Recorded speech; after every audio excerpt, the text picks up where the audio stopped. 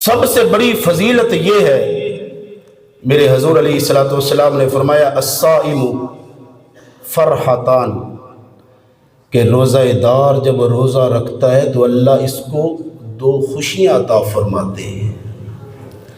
روزہ دار جب روزہ رکھتا ہے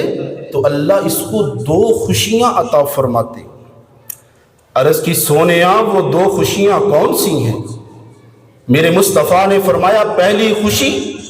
روزہ دار سارا دن بھوک اور پیاس